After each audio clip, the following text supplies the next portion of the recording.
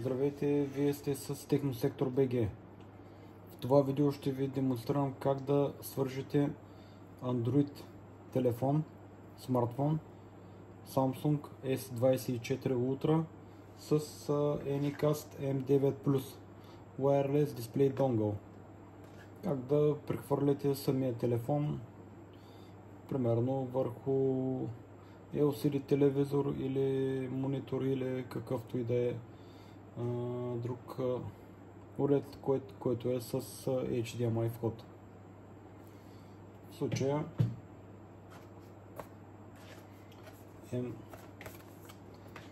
устройството е M9 Plus донгъл. Това е донгъла. В комплекта имате още един кабел, който е, сега ще ви го демонстрирам.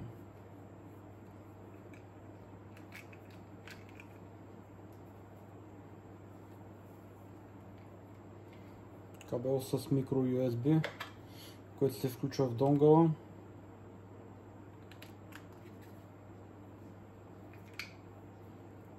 Има Wi-Fi антена, което е хубаво да е на по-видимо място, и USB, което е за захранване, задължително се включва или в USB-то на телевизора. Ако телевизора или монитора нямат USB, го включвате в адаптер. 5 волтов, 1-2 ампера са достатъчно, не повече. Това е донгъл. В случая аз съм включил един донгъл, за да не си играя да търся входовете за телевизора. Единственото, което не съм подал захранване. Сега ще му подам захранване. Аз ще го направя от адаптера, защото не ми се бърка да му търся USB-то. Включвам донгъла. Трябва да се превключа на USB-то, което ми е в случая.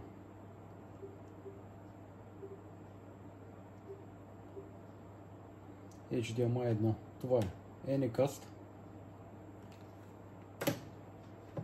Значи взимаме Android телефона, както ви казах, Техносектор БГ.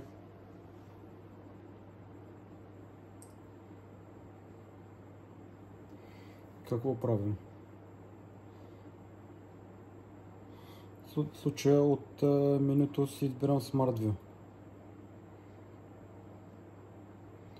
Ето го. Anycast. Появява се. Започни сега. Всичко е много елементарно. Не се изискват специализирани софтуери, настройки и така нататък. Ето, превключение. YouTube, ревютата, които съм правил. В това видео ще ви покажа как бързо и лесно стримва си без проблем. Качеството е страхотно. A9, която работи с приложението. Каквото е на телефона, 1:1 е. Така. Включваме камерата.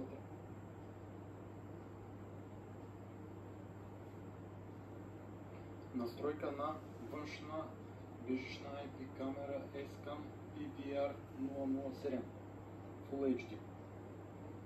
Разгледайте нашите ревюта, може да попаднете на продукти, които не сте виждали никъде другаде.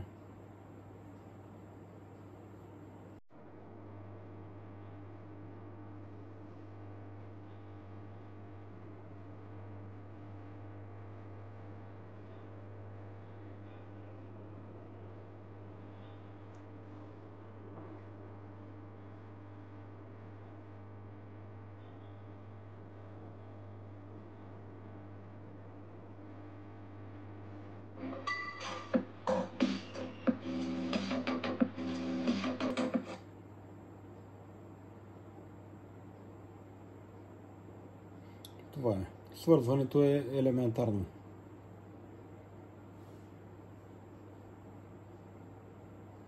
Ако искате да спрете предаването, просто изключвате донгъла и това е.